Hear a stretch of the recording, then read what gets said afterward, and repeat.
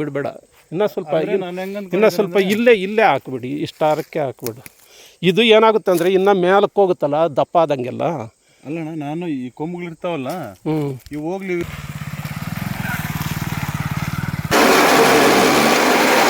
ಸುಮ್ಮನೆ ಔಷಧಿ ಹಾಕೋಕೆ ಹೋಗ್ಬೇಡ. ಹಂಗೇನಾದರೂ ಕಾಣಿಸಿದ್ರೆ ಮಾತ್ರ ಔಷಧಿ ಹಾಕು.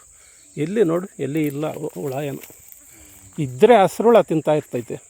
ಇದು ಸ್ವಲ್ಪ ಬಿಸಿಲಿಗೆ ಈ ಥರ ಗಜ್ಜಿ ಕಟ್ಕೊಂಡಂಗೆ ಆಗಿದೆ ಅಷ್ಟೇ.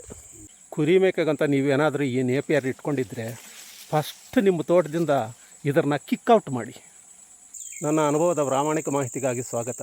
ನಮ್ಮ ಸಂಪ್ರದಾಯಬದ್ಧ ಹಸಿ ಮೇವುಗಳಾದಂತಹ ಅಗಸೆ, ರೇಷ್ಮೆ, ಜೋಳದ ಸಪ್ಪೆಗಳು ಮುಂತಾದವುಗಳನ್ನೆಲ್ಲ ಒಂದು ಗುಂಪು ಮಾಡಿಬಿಟ್ಟು ಈಗ ಹೊಸದಾಗಿ ಬಂದು ಸೇರಿಕೊಂಡಂತಹ ಎಡ್ಜ್ ಲೂಸನ್, ಸುಬಾಬುಲ್, ನೇಪಿಯರ್ ಸಪ್ಪೆಗಳು ಮುಂತಾದವುಗಳನ್ನೆಲ್ಲ ಇನ್ನೊಂದು ಗುಂಪು ಮಾಡಿಬಿಟ್ಟು ಈ ಎರಡು ಗುಂಪುಗಳಲ್ಲಿ ಯಾವ ಗುಂಪು ಉತ್ತಮ ಮತ್ತು ಅನುಕೂಲಕರ ಅಂತ ನೀವೇನಾದರೂ ಕೇಳಿದ್ರೆ ನಿಸ್ಸಂಶಯವಾಗಿ ಈ ಸಾಂಪ್ರದಾಯಬದ್ಧ ಮೇವುಗಳೇನಿದ್ದಾವೆ ಅವು ಬಹಳ ಉತ್ತಮ ಮತ್ತು ಅನುಕೂಲಕರ ಅಂತಂದು ನಾನಂತೂ ಒಂದೇ ಮಾತಿನಲ್ಲಿ ಹೇಳ್ಬಿಡ್ತೀನಿ. ಈಗ ಮನುಷ್ಯನ್ನೇ ತಗೊಳ್ಳಿ, ಆಚಾರ ವಿಚಾರ ನಂಬಿಕೆಗಳಲ್ಲಿ ನಾವು ಕಾಲಕ್ಕೆ ತಕ್ಕಂತೆ ಬದಲಾಗಲೂ ಬೇಕು. ಆದರೆ ನಮ್ಮ ಆಹಾರ ಪದ್ಧತಿಯಲ್ಲಿ ನಾವು ಯಾವತ್ತೂ ಬದಲಾಗೋಲ್ಲ ಮತ್ತು ಬದಲಾಗಬಾರ್ದು. ಏಕೆ ಅಂತಂದರೆ ಈ ಆಹಾರ ಅನ್ನೋದು ಆಯಾ ಹವಾಮಾನಕ್ಕೆ, ಆಯಾ ಮಣ್ಣಿನ ಗುಣಕ್ಕೆ, ನಮ್ಮ ಶರೀರ ಧರ್ಮಕ್ಕೆ ಅನುಕೂಲವಾಗಿ ಪೂರಕವಾಗಿರುತ್ತೆ. ಹಂಗಾಗ್ಬಿಟ್ಟು ನಾವು ಏನಿದ್ರೂ ಈ ಮುದ್ದೆ ಅನ್ನ ಏನು ತಿಂದ್ಕೊಂಡು ಬಂದಿರ್ತೀವೋ ಅದನ್ನೇ ತಿಂದ್ಕೊತ ಬರೋದೇ ಆರೋಗ್ಯಕರ. ಹಂಗೆ ಅದು ಬಿಟ್ಟು ಎಲ್ಲೋ ಚಪಾತಿ ತಿಂತಾರೆ, ಬ್ರೆಡ್ ತಿಂತಾರೆ, ಇನ್ನೇನೋ ತಿಂತಾರೆ ಅಂತಂದು ನಾವು ತಿಂದರೆ ಆರೋಗ್ಯ ಸಮಸ್ಯೆಗಳು ಬರ್ತವೆ. ಅದೇ ಥರ ಈ ಕುರಿ ಮೇಕೆಗಳಲ್ಲೂ ಸಹ ನಾವು ಸಾಂಪ್ರದಾಯಬದ್ಧ ಮೇವುಗಳು ಏನಿದ್ದಾವೆ ಅವುಗಳನ್ನ ಕೊಡೋದೇ ಒಳ್ಳೆಯ ಆರೋಗ್ಯಕರ ಮತ್ತು ಅನುಕೂಲಕರ. ಹೇಗೆ ಅಂತಂದರೆ ನಮ್ಮ ಪೂರ್ವಿಕರು ಹಲವಾರು ಮೇವುಗಳನ್ನ ನೋಡಿರ್ತಾರೆ. ನೋಡಿ ಯಾವುದು ಅನುಕೂಲಕರ ಅಂದರೆ ಕೊಯ್ಲಿಗಾಗಲಿ ಮೇಯೋಕ್ಕಾಗಲಿ, ಮೇಯ್ದ ಮೇಲೆ ಪ್ರಾಣಿ ಹೆಂಗಿರುತ್ತೆ ಅಂತಂದು ಟೆಸ್ಟ್ ಮಾಡಿದ್ರಾಗಲಿ, ಇವೆಲ್ಲದರ ಅನುಭವದಿಂದ ಸನಾತನವಾಗಿ ನೋಡ್ಕೊತ ಯಾವುದು ಉತ್ತಮ ಅಂತಂದು ಅದನ್ನೇ ಕಂಟಿನ್ಯೂ ಮಾಡ್ಕೊಂಡು ಬಂದಿರ್ತಾರೆ. ಅಂಥ ಮೇವುಗಳು ಯಾವಾಗಲೂ ಉತ್ಕೃಷ್ಟವಾಗಿರ್ತವೆ. ಅದರಲ್ಲಿದ್ದ ನಾನು ಈಗೇನು ಸಾಂಪ್ರದಾಯಬದ್ಧ ಮೇವುಗಳು ಹೇಳಿದೆ ಅವುಗಳನ್ನು ನಾವು ಬೆಳೆಸ್ಕೊಂಡು ಪ್ರಾಣಿಗಳಿಗೆ ಕೊಡೋದು ಬಹಳ ಮುಖ್ಯ ಆಗುತ್ತೆ. ಹೊಸದಾಗಿ ತಂದಂತಹ ಯಾವುದೇ ಮೇವನ್ನ ಪರಿಚಯ ಮಾಡಿಕೊಡುವಾಗ ವೈಜ್ಞಾನಿಕವಾಗಿ ಅದರಲ್ಲಿ ಈ ಪ್ರೋಟೀನ್ ರಿಚ್ ಆಗಿದೆ, ಫೈಬರ್ ಇದೆ, ಕಬ್ಬಿಣ ಇದೆ, ಏನೇನೋ ಇದೆ ಅಂತಂದು ಎಲ್ಲ ಪರಿಚಯ ಇರ್ತಾರಲ್ವ. ಆದರೆ ನಮ್ಮ ಹಳೆ ಮೇವುಗಳಲ್ಲಿ ಅವಿಲ್ಲ ಅಂತಂದಲ್ಲ, ಅದರಲ್ಲೂ ಎಲ್ಲ ಇದ್ದಾವೆ. ಆದರೆ ಈ ಹೊಸ ಮೇವುಗಳು ಏನಾಗುತ್ತೆ ಅಂತಂದರೆ ಕೊಯ್ಲಿಗೆ ಶ್ರಮದಾಯಕವಾಗಿರೋದು ಅಥವಾ ಹೆಚ್ಚಿನ ಪ್ರಮಾಣದಲ್ಲಿ ಅವು ಒದಗದೇ ಇರೋದು, ಇಲ್ಲ ಅಂತಂದರೆ ಕಾಳೆ ನಿರ್ವಹಣೆಯಲ್ಲಿ ತೊಂದರೆ ಆಗೋದು, ಇಂಥವೆಲ್ಲ ಸಮಸ್ಯೆಗಳನ್ನ ನಾವು ಫೇಸ್ ಮಾಡಬೇಕಾಗುತ್ತೆ. ಆದರೆ ಸಾಂಪ್ರದಾಯಬದ್ಧ ಮೇವುಗಳೇನಿದ್ದಾವೆ ಅವುಗಳನ್ನೆಲ್ಲ ದಾಟ್ಕೊಂಡು ಬಂದಿರೋದ್ರಲ್ಲಿದ್ದ ನಮ್ಮ ಅನುಕೂಲಕ್ಕೆ ಪೂರಕವಾಗಿರ್ತವೆ. ಆಗಲಿಕ್ಕೆ ನಾವು ಹೆಚ್ಚಿನ ಮಟ್ಟದಲ್ಲಿ ಪ್ರಾಣಿ ಸಾಕಾಣಿಕೆ ಮಾಡೋರು, ಕುರಿ ಮೇಕೆ ಸಾಕಾಣಿಕೆ ಮಾಡೋರು ಇವುಗಳನ್ನೇ ಬೆಳೆಸೋದು, ಉಳಿಸ್ಕೊಬೋದು ಬಹಳ ಮುಖ್ಯ ಅಂತಂದು ನಾನು ಪದೇ ಈ ಮೂಲಕ ಹೇಳೋಕ್ಕೆ ಬಯಸ್ತೀನಿ. ನೀವಿಲ್ಲಿ ನೋಡ್ತಾ ಇರೋದು ಸುಮಾರು ಒಂದು 2.5 ತಿಂಗಳ ಅಗಸೆ ಗಿಡಗಳು. ಒಂದು 5 ಅಡಿ ದಾಯ ಇಟ್ಟಿದ್ದಾನೆ. ಸಸಿಯಿಂದ ಸಸಿಗೆ ಪಕ್ಕನೇ ಇದ್ದಾವೆ. ನನ್ನ ತಮ್ಮನ ಮಗ ಒಬ್ಬ, ಅವನು ಕೈಮಗ್ಗ ಕಾರ್ಮಿಕ ಅನ್ನೋದಕ್ಕಿಂತ ಓನರ್ ಅಂತಂದು ಹೇಳ್ಬೋದು. ತಿಂಗಳಿಗೆ ಒಂದು 25-30 ಸಾವಿರ ದುಡಿತಾನೆ. ಆದರೂ ಕೂಡ ಅವನಿಗೆ ಕುರಿ ಮೇಕೆ ಹುಚ್ಚು. ಅಥವಾ ತೋಟಕ್ಕೊಂದು ಸತಿ ಬಂದು ಹೋದರೆ ಆರೋಗ್ಯವಾಗಿರುತ್ತೆ, ಬರೀ ಮಗ್ಗದ ಕುಣಿಯಲ್ಲೇ ಇರೋ ಬದಲು ಅಂತಂದು ಈಗ ಹೊಸದಾಗಿ ಹಾಕಿದ್ದಾನೆ.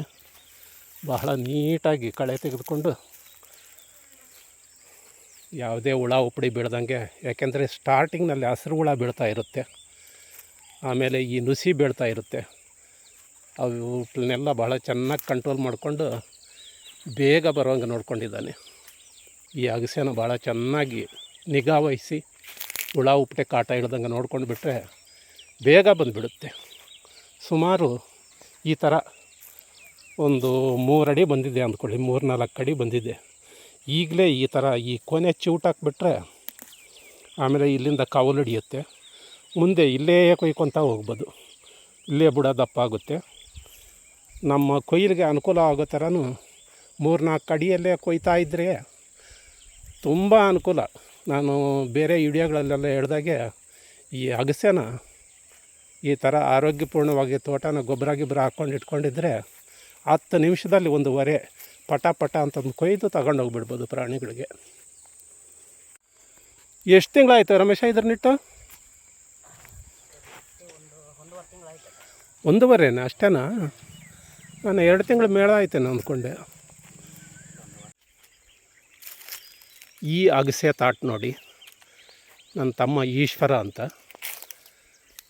ಅವನು ಸ್ವಲ್ಪ ದಾಯ ಹೆಚ್ಚಾಗಿಟ್ಟಿದ್ದಾನೆ. ಈ ಅಗಸೆಗೆ 8 ಅಡಿ ದಾಯ ಇಟ್ಟಿದ್ದಾನೆ. ಅದರ ಮಧ್ಯದಲ್ಲಿ ನೀವಿಲ್ಲಿ ನೋಡ್ತಾ ಇರ್ಬೋದು ಕೊಯ್ಲು ಮಾಡಿರೋದ್ರನ್ನ ಮೆಕ್ಕೆಜೋಳದ ಸಪ್ಪೆ ಇಟ್ಟಿದ್ದಾನೆ. ಅವನು ಏನು ಮಾಡ್ತಿದ್ದಾನೆ ಅಂತಂದರೆ ಕೊಯ್ಲು ಬಂದಂಗೆಲ್ಲ ಪದೇ ಈ ಸಾಲುಗಳಲ್ಲೇ ಮೆಕ್ಕೆಜೋಳ ಇಟ್ಕೊಂಡು ಈ ಹಂತದಲ್ಲಿದ್ದಾಗ, ಈಗ ತೆನೆ ಬರ್ತಾಯಿದೆ ನೋಡಿ, ಇಲ್ಲೆಲ್ಲ ಮುಸ್ಕು ಕಾಣಿಸ್ತಾ ಇದೆ. ಈ ಹಂತದಲ್ಲಿದ್ದಾಗ, ಕಾಡು ತುಂಬ ಹಂತದಲ್ಲಿದ್ದಾಗ ಚಾಪಿಂಗ್ ಮಾಡಿಬಿಟ್ಟು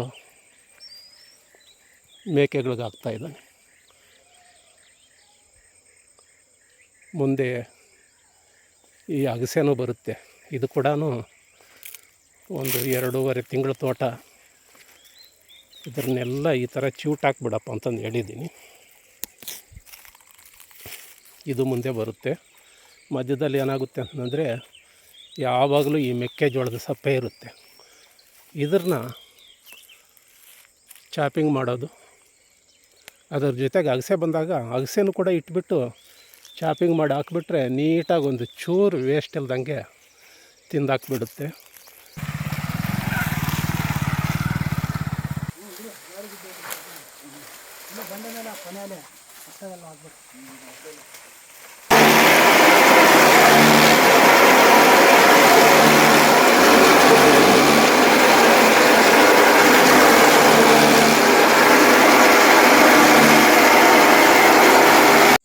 ಇದು ನನ್ನ ಇನ್ನೊಬ್ಬ ತಮ್ಮ ರಾಮಂಜಿಯ ಬಿಳಿ ಜೋಳದ ಸಪ್ಪೆ.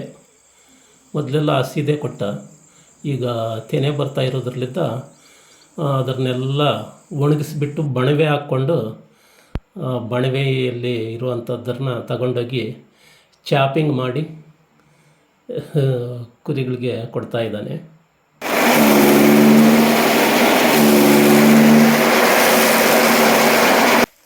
ನಿನಗೆ ಈ ಲೆಕ್ಕದಲ್ಲಿ ಬಂದರೆ ಇದು ಎಷ್ಟು ದಿವಸ ಬರುತ್ತೆ? ಇನ್ನು ತಿಂಗಳ ಮೇಲೆ ಬರುತ್ತಲ್ಲ? ಹಾಂ, ಬಲ್ತೋಗುತ್ತೆ ನೋಡಿ. ಏನಾನ ಶೈಲೇಜ್ಗಿನ್ ಮಾಡ್ತೀಯನ, ಬ್ಯಾಗ್ಗಳು ತಂದು ಶೈಲೇಜ್ಗಿನ್ ಮಾಡು. ನೋಡಿದ್ರಲ್ಲ ನಮ್ಮ ಸಂಪ್ರದಾಯದ ಹಸಿ ಮೇವುಗಳು ಎಷ್ಟು ವಿಧದಲ್ಲಿ ಅನುಕೂಲಕರವಾಗಿದ್ದಾವೆ. ನಿಮಗೆ ಈ ವಿಡಿಯೋ ಇಷ್ಟ ಆದರೆ ಲೈಕ್ ಮಾಡಿ, ಶೇರ್ ಮಾಡಿ, ಹಾಗೆ ಸಬ್ಸ್ಕ್ರೈಬ್ ಆಗಿ ಅಂತ ಹೇಳ್ತಾ ಮುಂದಿನ ವಿಡಿಯೋದಲ್ಲಿ ಭೇಟಿಯಾಗೋಣ. ನಮಸ್ಕಾರ.